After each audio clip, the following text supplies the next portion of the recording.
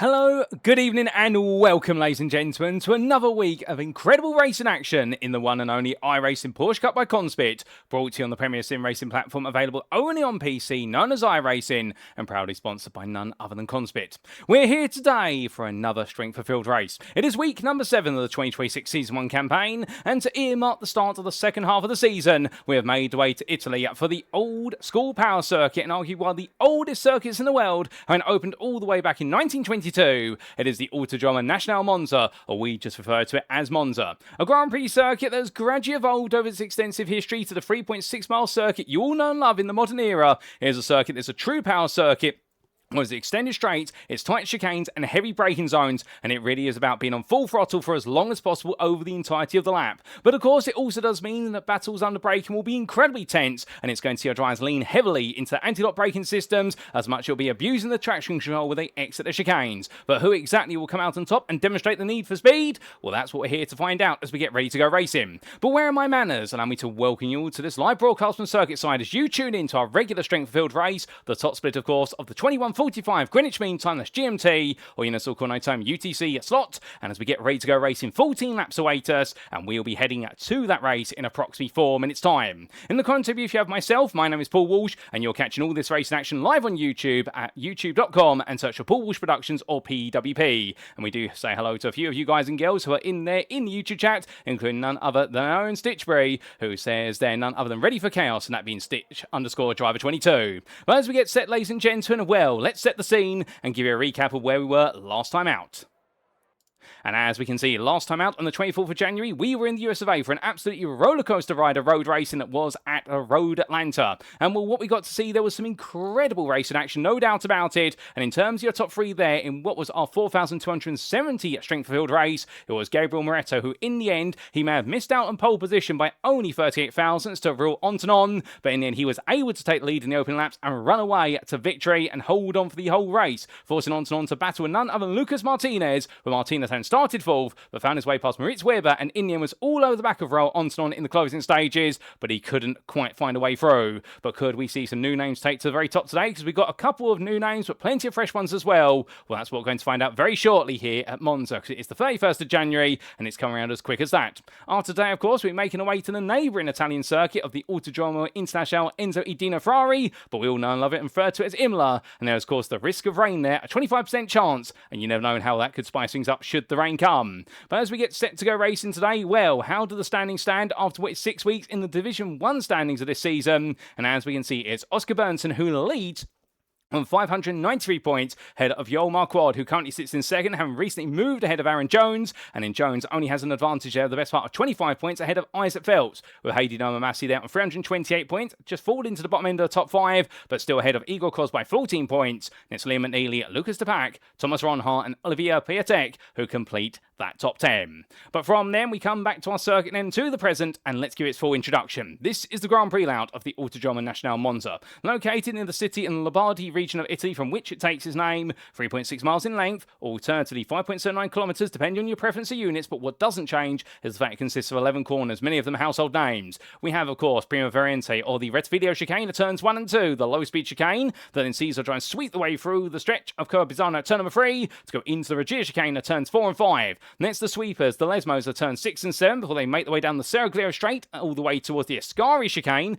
the fast chicane at turns 8, 9, 10, only then to flex their muscle all the way out towards Curva Parabolica at turn number 11, and then to come back and through to do it all again, or to see that checker flag. And a huge thank you to iRacing.com, not just the brilliant simulator, but also the absolutely fantastic track maps contained within it. But as for our rules, before we go racing, this is an open setup series. This is the open setup variant of the iRacing Porsche Cup by CONSPIT, and that means our drivers bring a setup of their choosing to each and every race session. And we'll be setting the grid based on a closed qualifying session, which is currently ongoing. As how we start the race, it starts via a standing start, as it's a tradition of Porsche Cup racing. Now, drivers shall receive a drive-through penalty if they get to 17 or more instant points, and should they get to 25, they will be disqualified. But hopefully we don't see that, and nor do we want to see any drive-through penalties if we can help it. But without further ado, ladies and gentlemen, let's make our way back to circuit side and see how our drivers get on in the closing stages of Wes's qualifying session. And as we do see there, newcomer Marcin Kusiak making his way on down. Well, there he comes to the end of his qualifying session. His second flying lap in the box, and it is a 47.065 there. A good lap from him. And well, he's going to be surpassed there by Marco Martins, who comes across the line in none other than 7th place out in a 47.041. But it is incredibly tight. But Nikolai Melda, the fastest of everybody at the moment, of 46.506. Can anybody spring a late surprise as we look to Daniel Sanchez? He makes his way onwards. And we also do have Paul Galecki and Ivan Pugachev, who are just coming through now. Pugachev has crossed the line. He has not improved. What about Paul Galecki? Well, he's just a little bit further up the road. There he is, as he comes on his way through the final corner. What's it going to be for him as we have a yellow flag for none other than what is the car of Nitro Zor. And I do believe he's perhaps had an off track there, and he's definitely going to be able to improve any further. But as all these drivers continue the way on through, well, Galecki moves to 11th. Meanwhile, Daniel Sanchez jumps up to 4th place. Good work from him. 3.5 tenths off the overall pole time. And how important will qualifying be? The answer is perhaps not as important as it would be at other circuits, so long as you start within the first couple of rows, because the draft will keep you very close to all the cars in front. However, you start a long way towards the back of the field, and if there is a big incident at turns 1 and 2, then suddenly it may all come to pieces as quickly as that, and you may find yourself split away from the rest of the field. There comes Moreno across the timeline, as Musk crossed the line with only one of his laps counting, and it only needed to be one, as Moreno goes 18th, but Arnaud Mas, meanwhile, jumps up to 3rd there.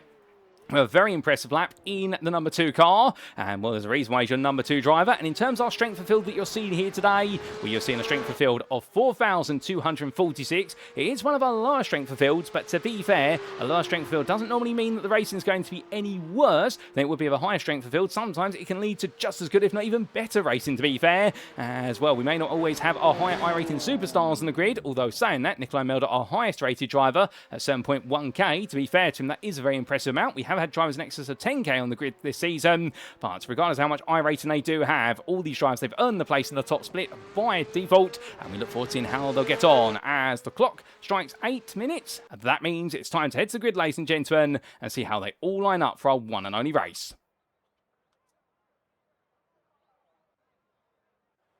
And so here we go, as they make the way onto the grid. This is how they'll all line up. It is Nikolai Melda who has taken pole position there for RAA Simsport, just ahead of his fellow countryman from Norway of Alan Rask. Then we have on row number 2, Arnaud Mas, ahead of none other than Anthony Landry, who makes way onto the grid for the first time. I wonder if he's related to Jason Landry, who is another very famous sim racer on iRacing. I'll have to ask him that later on. Then we do have Daniel Sanchez starting in 5th, ahead of none other than Giuseppe Caldodo, and then we do have none other than what is Felix Domin in 7th place, ahead of Joel Valerio. From the Vector Racing drive, it'll then be Ricardo Rui, back once again for Racing Esports, ahead of Mikhail Merkisia, who'll round off that top 10. From the Maltese driver, then starting in 11th, it is going to be Michael Martins, ahead of the Polish driver there, Marcin Kusiak. And then we have on row number 7, Daniel Brozovic, ahead of what will be Paul Galecki. Then it's going to be Sadie Kan Onsenzel in 15th place, the Turkish driver, just ahead of Victor Ilman. And then we have on row number 9, what will be the combination pair there of Tristan Langner and Mika Makilia. And from the Finn, it'll then be Daniel Moreno and Ivan Pugachev who complete your top 20.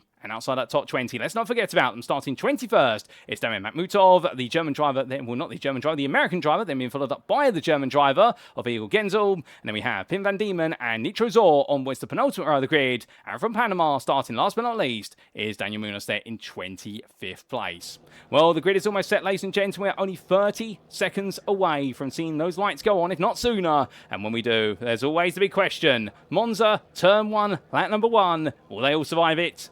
It's time to find out. And so the lights go on. It's going to be 1, 2, 3, 4, 5 red lights.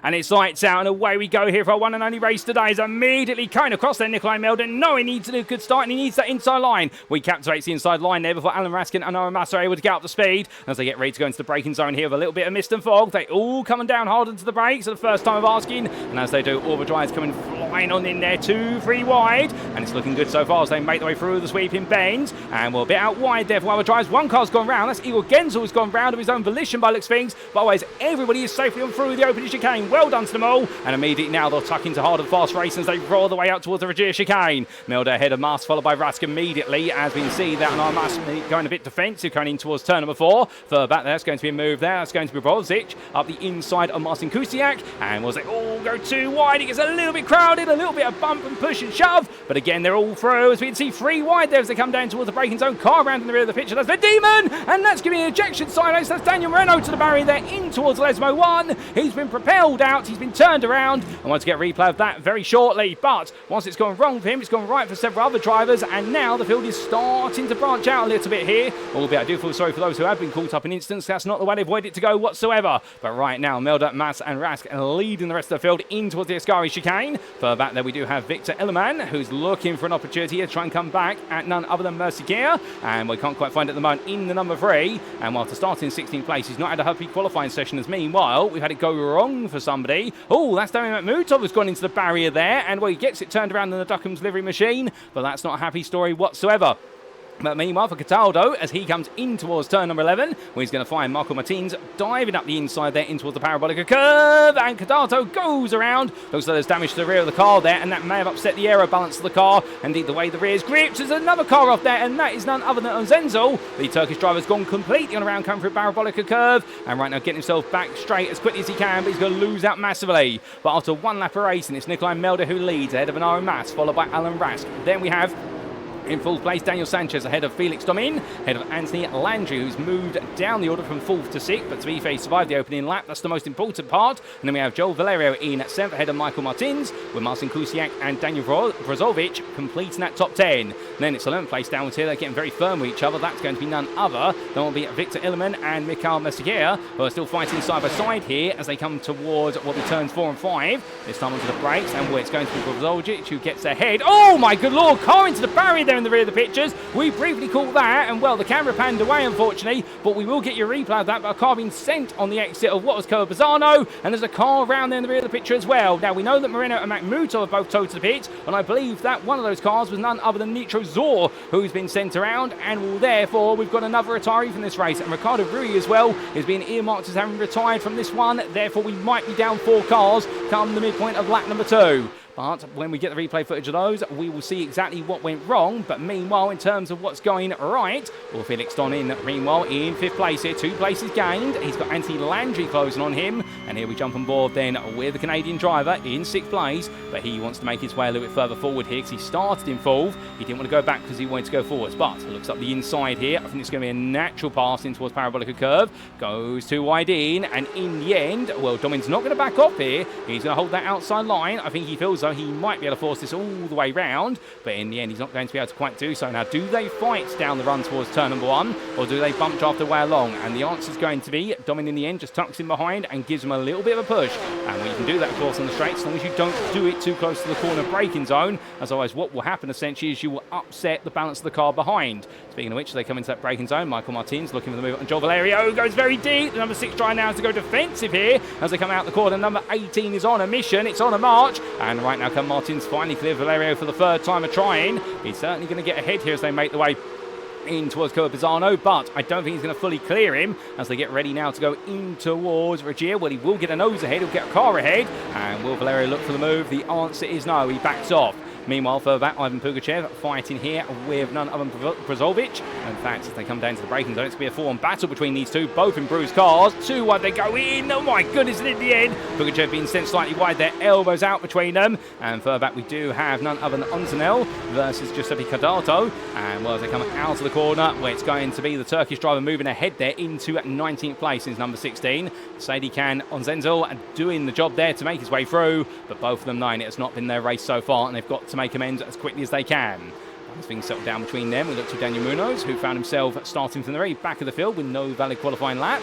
But right now, well, it's not about how you start, it's about how you finish. I don't know if he's going to be making what will be a last to first chase, but I can tell you he's definitely chasing down the top 10 here if he can, as we say hello there to Denny Ploga and also to CJ Axis. And well, I hope you're doing well, guys, and enjoying the racing so far. But as we carry on with the racing we've got, you see Pugachev versus Munoz and Langner. Right now, these 3, well, they're getting closer and closer to each other. Tristan Langner in particular, he's now starting to build up a lot of speed here as they come in towards turn number 11. Well, through that right hand they come, mounts the curb, and as he does so, well, difference in lines there. Pugachev going a little bit wider on exit earlier. It might be a sign there that he's not quite happy with the car. Perhaps there's a bit of an understeer element creeping in. Whereas Munoz, meanwhile, and Langner both had a much tighter exit. They obviously need to offset the dirty air, but here we go. As we can see, the Pugachev going defensive. Munoz looking around the outside. He's going to be almost the entire car clear when they make the way into the braking zone, but Pugachev leans into the ABS to extend, and Langner just simply tucks in behind there. There's no way for him to really get involved other than play the popcorn seat view for us here as we ride on board the dashboard of the number 13, and here they go up towards turn number 3, and Munoz again, better momentum, building up the speed on the inside for Bazzano, but this will put him on the outside for the Regia Chicane's entry. And we're getting ready to go into that braking zone. Pugachev now behind again, but he throws it back up the inside. Does he get it stopped in time? Yes, he does. But Ivan Pugachev right now is definitely halting the progress of the two cars behind him. Albeit he's doing it fairly. He's fighting. I think Daniel Munoz and Tristan Langner both think they've got the pace to get to the top 10. Well, at this rate, they definitely will not be getting to the top 10 because they are losing time. Hand over a fist here, battling with the driver as they make the way through Lesmo 2. And meanwhile, oh, that's got very wrong. And they both go round there through Lesmo 2. None other than Munoz and also Pugachev. And I think there was contact between the two and both drivers getting hooked on each other. And just like that, well, Langner in the end will be grateful. He was the third man in that running order and he was able to avoid getting caught up in it just in the nick of time. But meanwhile, coming back to the front of the field, as Nikolai Melder makes his way down towards turn number 11, Mas, Rask, Sanchez and Landry are all with him right now. And this lead group has definitely gradually started to contract its way back together.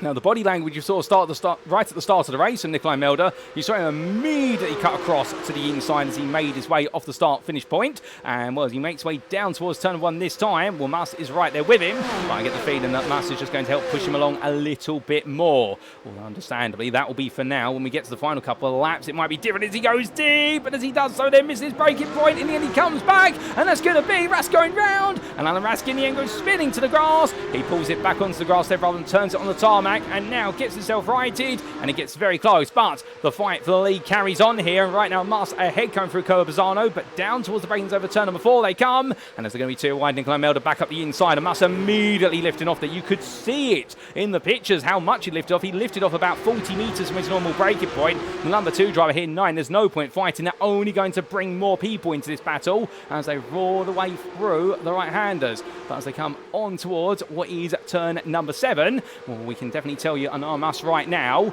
all the pace he's putting together, it's not going to be for naught at the end of this one. He does seem to be a bit of a happier driver at this point in the race. Melder's definitely making the point, which is he wants the lead at a circuit where the slipstream really is the big factor. But the importance is the fact Melder is perhaps, I think, worried at the moment. The setup he has on the car is not going to help him get back ahead should he fall into second place. Perhaps he's running a little bit more rear wing by comparison, which will help him through the corners, but it will cause him to suffer on the straight. It will limit his max speed in the toe, and that's why he is trying to brake. He's weaving quite heavily here. He's got to be careful of that, so he'll get away with it up to a point, but if he weaves dangerously and causes an incident, well, I can imagine if somebody does that, send that into the iRacing stewarding team, it may be severely frowned upon. But still, he's doing what he does at the moment, and Melder right now definitely sending all the signs. He is telegraphing for everyone, I need the lead of this race. I cannot afford to fall to second, and right now, and Mas has got to be thinking about that, as has Anthony Landry and Daniel Sanchez. They've all got to think, right, we've got to get ahead of this man in front. We might be able to put him out of this race. Meanwhile, coming back to Felix Domin, he's on the back here of Michael Martins, and these two still working together as they have been for the last couple of laps. They just want to make some progress. But whilst they're all making progress onto another lap, as Martins completely makes the mother of all ham sandwiches there out of what is the rest of the video, and in the end by going so deep after being bumped far forward, so I don't think he was perhaps expecting to have as many miles an hour as he did into that braking zone. Well, right now, Domin's going to be looking for the move in turn, as behind Kusiak and Valerio just going to watch this at a distance.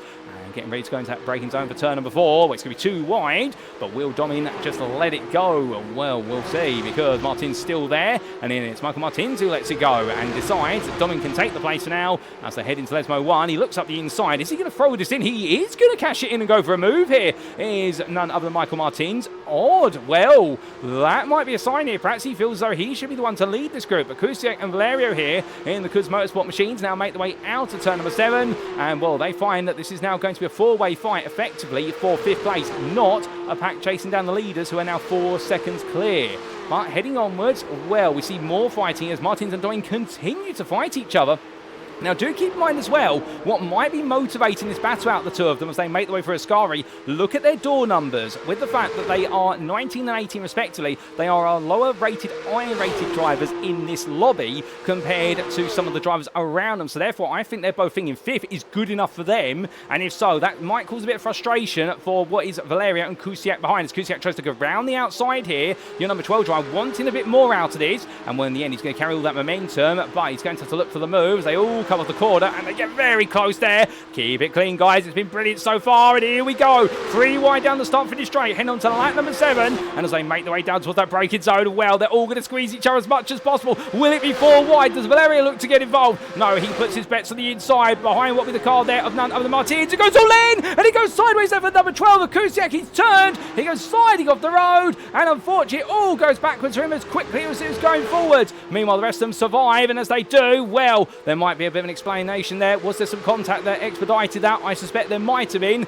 We will get a replay of some events shortly, ladies and gents. We've still got more fighting to go. We're not going to step away here and leave the fighting behind, as we do see the battle between Martins and Domin finally come to a halt. As Valerio looks up the inside there, that's late. He's got all in, and will makes contact there side by side with Felix Domin, and in the end, he's going to have to look back at the one and think, should I have really gone for it? There's no way Domin was going to be able to react to that in time, and I think the old Valerio there, a little bit of frustration just crept in. It was understandable why he wanted the place, but I think his eagerness overcame what was his temperament. But as we look back from that moment, we take a look back all the way to the start and what exactly happened to Igor Genzel on the opening corner. Now, this was your driver who ended up spinning at the opening chicane. The whole field made its way on through, but what happened to him? He was in a bit of a scramble here at the back. Battling side by side with Munoz in the number 10, and contact with Daniel Munoz sent him sideways, unfortunately. I don't think there's much you can do about that.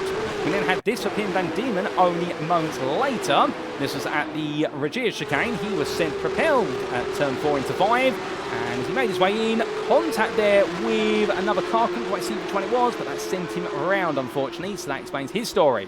We had this huge moment for none other than Daniel Moreno moments later, and this was Moreno making his way out of turn number 5, took to the inside line there to avoid the slow-moving traffic.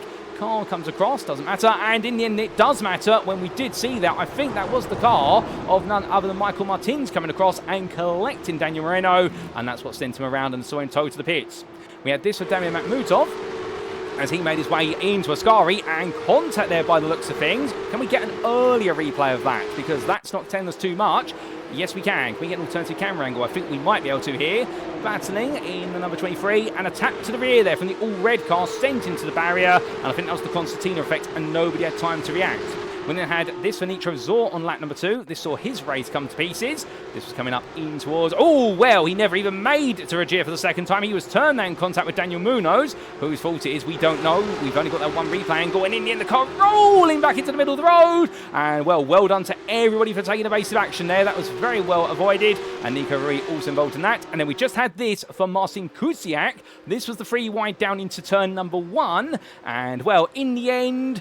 Was there contact? Yes, there was. That's going to be an interesting one, because I think that was Michael Martins coming across. Felix Domin then was pushed towards Kusiak's car, and Kusiak in the end on the outside had no control of the situation. He was already as wide as he could be, and in the end, he was sent to the grass, and that explains their stories. But we must come back to your live racing, ladies and gentlemen, because we are on lap number 8 to 14. We have still got more to come here at Monza, as we do say hello there to CB Tuttle, who's enjoying the broadcast, and well, great to have you tuning in, CB Tuttle. And also we say hello there to Matty Wild, who says very clumsy in relation to what happened on the open laps. Indeed, a bit unfortunate there, but glad to have you with us, Matty. And indeed, right now, we have still got just under half the race to go. We have got plenty of excitement to come, and as they roar the way on down, well, Melda, Mas, Landry and Sanchez, that's your top 4, and then we do have a sizable 7-second gap to your 5th place man, Michael Martins, who is 1.5 seconds ahead of Felix Domin, and then the rest of the field is really chasing them down. And here we can see that second group, and well, in the foreground that is Martins, but meanwhile in the background that is going to be a battle between Galecki and Kusiak. And right now, the all-red car, Paul Galecki, was in that contact earlier on, which did unfortunately send Daniel Moreno to the retirement room. Well, right now, Paul Galecki on the attack, and he's trying to find a way into 9th place, but he's got to be patient here. Also, with the front end damage on that car, he will be losing some straight line speed to the tune of 1 to 2 miles an hour. It doesn't sound like much, but here, when every mile an hour matters, it really is a lot. We do see, well, the battle, Alan Rask versus Domin. Alan Rask, of course, ejected down the order earlier on. He's going to lose another place there. And, well, Felix Domin comes on through like a bit of a ball in a china shop, it must be said. But in the end, he gets it done. And, well, I don't think his rivals will be too happy about that. But from him, we've got two wide here coming out of Lesmo too. This is Landry versus Sanchez. Well, they've got into what is talks between each other. And right now, the Canadian driver trying to stay ahead of Sanchez in towards Ascari. Albeit to get ready to go into the braking zone, they're going to leave the top two behind. Or we should say, really be left behind by the top two. And, well, they make the two-way wide in towards turns 8, 9 and 10. And in the end, Sanchez doesn't back out. Landry doesn't back out. But Daniel Sanchez does have to give it up in the end as we ride on board with him. As they make the way down towards turn number 11. Well, right now, Sanchez here in number 4, thinking about what's going to be possible for him to do. And I think here he's just got to play the patience game. And now, of course, these two drivers, they've really got to think the bigger pitch here. If they keep this fighting up, they will definitely have no chance of being involved in the lead battle unless the leaders take each other out the race. Do you now swallow the bitter pill, which is that you have to be patient if you're Daniel Sanchez, and try to send a message to Anthony Landry somehow, which is, I don't want to fight you, I want to work with you. That's the hardest part here because, of course, in these shorter races, well, it doesn't always come down to common sense. And here we go. Sanchez immediately up the inside. Landry on the outside plays it very passive, but Sanchez completely overcooks the braking zone. He goes straight on, and he picks up a slowdown there for going over the sausage curbs. That is going to see him drop back even further now, and that's going to cause him a lot of pain. Meanwhile, up onto two wheels there. My good Lord, I think he thought he was riding a motorbike for a brief moment, and that's with Rask in contact there with Galecki, and in the end, he survives it. My good Lord, how on earth that didn't go to a barrier? Well, answer on the postcard, ladies and gentlemen, because Alan Rask in the end, well, he's already been sent round once here today, and well, there he could have gone to the barrier, and that could have been it with that contact from Galecki from behind, but in the end, he was able just to keep the car only about a metre away from the barrier, and immediately Rask is back on the attack here. Galecki has not got the pace coming out of the Regia chicane. And I wonder if he's thinking the potential of letting Rask back through after that. Well, if he's not going to, then right now Alan Rask is definitely coming back at a huge rate of knots here. And well, I can tell you one thing, they say seeing red is a thing in motorsport. It definitely is when your temper builds up and you start to lose your temper. I can imagine right now he is seeing red in the form of driving at his maximum immediately. But heading along as we say hello to Anstis96. Good evening to you, good sir. Well, as they come down towards Ascari, this time on lap number 10. We've still got another 4 laps after this one. And well, it's been absolutely crazy for the opening 9.5 laps, and I suspect for the remaining 4.5 laps, we are going to have absolute pandemonium here at Monza. It does normally bring out some of the very best in our drivers, no question asked. But looking further back down the order, we have Pim van Diemen here after his early altercation, trying to pick himself back up. And we'll come back to him shortly because here's Rask up the inside of Galecki, and they do swap the places here. So in the end, Paul Galecki decides to back off on the outside, not wanting to fight. I think respecting the fact that he almost sent Rask to what have been the barriers, and therefore he's decided to let the man get back ahead. But it's all, of course, more tactical and strategic than that, because what it means now is he can push Rask along the start-finish straight, and they can stay exactly as they are, rather than worry about losing any time to the leaders. Speaking of the leaders, in the next battle just in front, we do have Martins, Elman, and also Domin.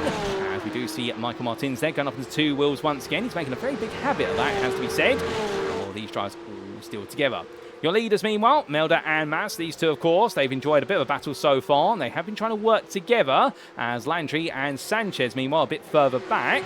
Well, it does look as though Daniel Sanchez, after his slowdown, is trying to catch up to Anthony Landry, but he's not as quick by comparison, and therefore Landry might be safe now, although that gap is 1.2 seconds. He was very quick for the Regia chicane. If he can get that gap down to sub 1 second, he will then really start to close up in the draft. It is a fault. From there, we come back to Pim van Diemen, who has actually cleared Sadie Can Ozenel as they roar their way up towards turn number 6. And as he does so, well, we can see Genzel behind, and then we do have Cataldo and Munoz there a little bit further back. But everyone right now running as best they can out of our 20 remaining lead lap runners, and we do have Ricardo Ree a lap down at this point. But I think there's going to be a bit more excitement before all is said and done. But from all these drivers right now, we do look to none other than Melda. And, well, your leader at this time, making his way onwards. And, well, we can see on our mass behind, he's thinking one thing and one thing only at this point, which is when do I attack the man at the front? And, well, you don't really want to do it until the final lap. Perhaps the penultimate lap if you're feeling daring, but Nikolai Melda will also be wondering to himself, Okay, it's just the two of us now. Do I change tacks? Because he's revealed all the way through this race so far, he doesn't want to lose the lead. But here comes Maz, and here he comes. They are going to swap places here. This is going to be a four-ball switch for the first time. Melda switches back to the inside immediately. He doesn't want to let it go. You can see the body language here from Melda, and they're going to make contact. And Melda on the inside, well, that's going to lead to a yellow flag. And Maz, meanwhile, all he's got to do at this point is drive on past what will be his Norwegian rival, and that's going to see him take the place. Or will it? Well, Melda will gradually burn that slowdown penalty, but Nikolai Melda there being caught out. He went for the switchback, looked great, and indeed that definitely was synonymous with Nigel Mansell's infamous overtake on Nelson Piquet at Silverstone all those many years ago with the dummy. But unfortunately, the slowdown came back to haunt him there as he outbroke himself. But Melda is now 7 tenths behind Mas, and now we'll see where he can pull away. As meanwhile, it's a yellow flag for track limits for Anthony Landry for the Regia chicane, and Landry will fall down to fourth place as Daniel Sanchez takes the place off of him. So therefore, it's going to be one of those challenges, which is simply that Daniel Sanchez right now, if he can keep it together, he might just secure third here, but Landry's going to try and stay with him. Michael Martinez, meanwhile, Michael Martins, I should say. There's no E in the end of that name. Martins right now still has Illman, Domin and Kusiak behind him. They're all close. As Victor Illman, meanwhile, looking for potentially fifth place here. He puts himself in the middle of the road, Martins. That's an interesting way to defend down Cercle. I've not seen a driver do that in a long time, put the car right in the middle of the road.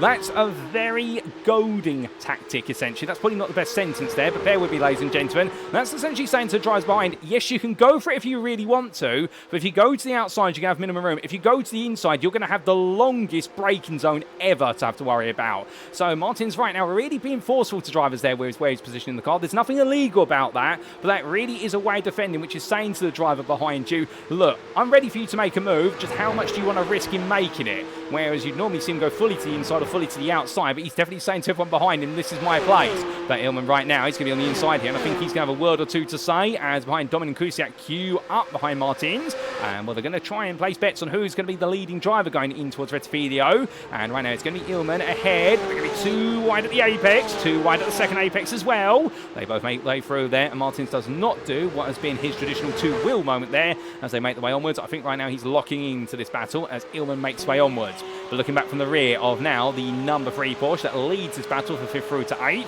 And well, there you can see a face full of number 18 all over the back like a bad rash. And into the braking zone they come for Regia now. Onto the anchors, the sun gradually coming through the tree line. That won't help with visibility. And in the end, Illman holds his ground, doing very well to do so as they now make the way out towards the Lesmos. But further back, we do see the growing pressure here of Galecki on Rask as he tries to come back at Rask, the man he ended up with contact with earlier on, but they have reset the position, so fair play to them, both sportsmen.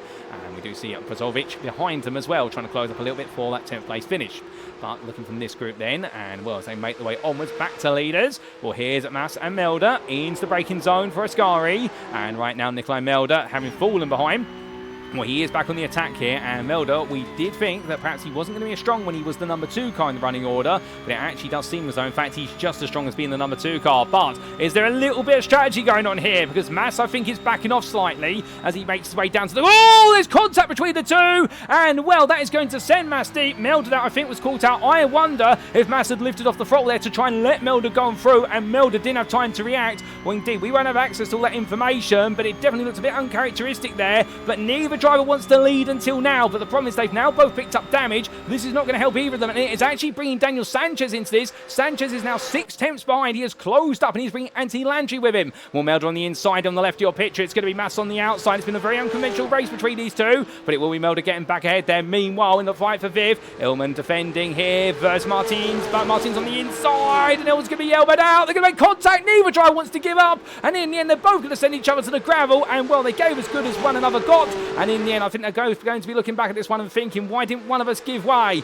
Well, understand, in the heat of the moment, nobody wants to give way, as Felix Domin now takes that rather cursed 5th place, ahead of Marcin Kusiak, and then Alan Rask will be behind him. But here comes Kusiak looking for the move. We are also keeping an eye on the leaders, ladies and gentlemen. Don't you worry, if they start changing positions again, you'll know about it. But as they make the way through turns 4 and 5 here, right now Domin holding Kusiak and Rask behind only by a couple attempts, if that. But making the way onwards in towards Lesmos. Meanwhile, back to your leaders we go. And Melda here, he's taken that lead back, of course, to move in towards turn number 1 with Mas and Sanchez right there.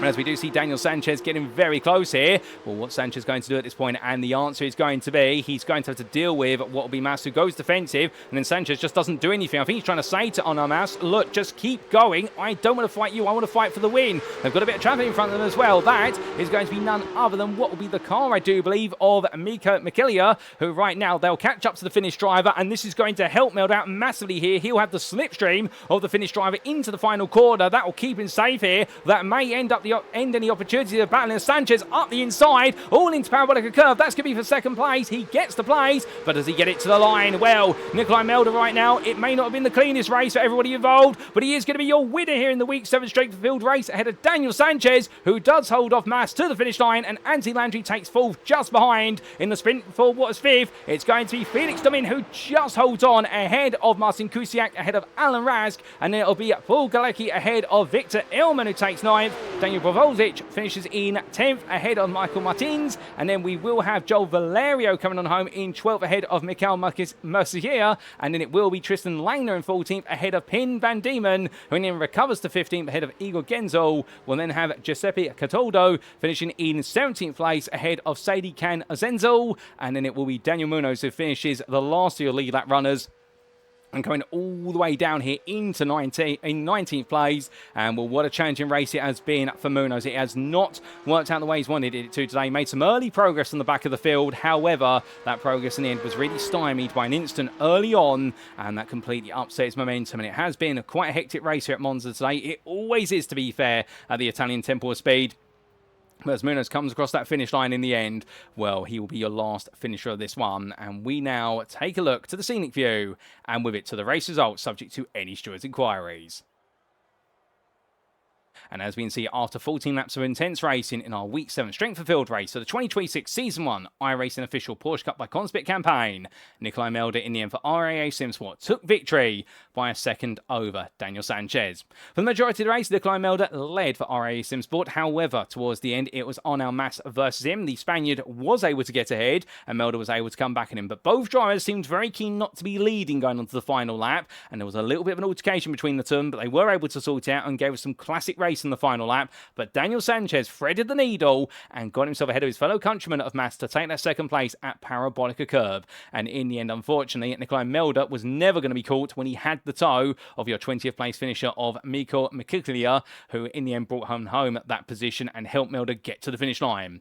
Arnau Mas then will be slightly disappointed he wasn't runner-up nor the winner, and instead had to settle for third, but he was comfortably the best part of 2 attempts ahead of Anthony Landry, who in a different runner event, if he had not picked up that slowdown, could have potentially been on the podium, if not chasing the win. Still, the Canadian driver will be happy with that 4th place finish in the number 5 car ahead of Felix Domin, who in a very elbows-out battle with several drivers, finished 5th place there, was able to survive the madness around him, ahead of Marcin Kusiak, who finished 6th, and then Alan Rask came back through the field after starting well in qualifying, fell down the order to the bottom end of the top 15, and recovered to 7th place.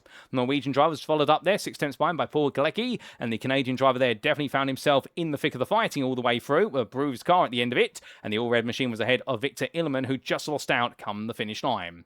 Daniel Brazovic finished in 10th place there, the German driver, ahead of none other of Michael Martins, who took 11th place, best of the rest there, but unfortunately not the way he wanted it to go, particularly with that late contact he had with one of his rivals going through the Rettivilio chicane, and Joel Valerio took 12th place there for Beck Racing, knowing it was a challenge day in the office. Mikael Mercier finished in 13th there, the Maltese driver, just ahead of Tristan Langner, and then we had Pin Van Diemen recovered to 15th, knowing that after the incident on the open lap, it was never going to be a top 10. It was Igor Genzel in 16th for Ring Fiat Sim Racing, ahead of Giuseppe Cataldo, and the Italian driver then was followed up by Sadie Can Onsenzel, and what was Daniel Munoz, who finished in 19th place. Unfortunately for him, it didn't quite work out. Neither did it for our Finnish driver there of Mikko Makilkila, and then we did have outside the top 20, not to be forgotten about, was there Ricardo Rui finishing a lap down. It was then 10 laps down to Ivan Pugachev, and then Nitro Zor, Daniel Moreno, and Demo Makhmutov completed those who non-finished the race all the way through to 25th. So we had 25 starters, but in the end only 21 finishers, ladies and gentlemen, of which 90 on the lead lap. And what a crazy round of racing it has been here in Italy. And well, as our circuit falls silent and the fog definitely draws in here, it has been a foggy day in Monza, no doubt about it. Well, that leaves us time just before we fully wrap up to tell you a little bit about our title sponsor for this series, and that is none other than CONSPIT. If you are looking to take your sim racing to the next level, then why not consider CONSPIT? As the pro driver's choice of sim racing hardware, CONSPIT offers one of the most comprehensive lines of hardware products to sim racers around the world. Whether you're in the market for wheelbases, steering wheels, pedals, peripherals, or rigs, CONSPIT's extensive experience in the motorsport industry means every one of their products is fine-tuned for success at the highest level. But do not just take our word for it. We're brand ambassadors including 2022 Grand Prix Macau GT Cup champion Luo Kaliu, 2022 Porsche Carrera Cup Asia champion Liu Ye, 2022 Chinese Touring Car Championship champion Rodolfo Avila, and 2023 GT World Challenge Asia GT3 AM Cup champions Climax Racing. You shall be in pole position for victory when you invest in CONSPIT's hardware. If you'd like to know more, be sure to head to conspit.com today. And so, ladies and gentlemen, if you've enjoyed our time in Italy so far, as we've had an absolutely brilliant jump start to the second half of the season, you're in with good news, because we are staying in Italy for week number 8 in a week's time, and we make our way to what was once arguably just as quick as the Temple of Speed that is Monza, but nowadays it is a circuit packed with chicanes, packed with sweepers, and also extended straights. It is none other than the Imola circuit, or the Autodromo International Enzo Edina Ferrari, and we invite you to come tune in and join us live from circuit side on Saturday the 7th of February 2026, as we'll bring you all the coverage from the racing of the Strength of Field race for week number 8. But until then, this has been the iRacing Porsche Cup by CONSPIT. I've been your host and commentator, Paul Walsh. You've been tuning into a Paul Walsh production, and until next time, remember to stay safe, stay well, stay smiling, and most importantly, ladies and gentlemen, as always, remember to stay on track. Good night.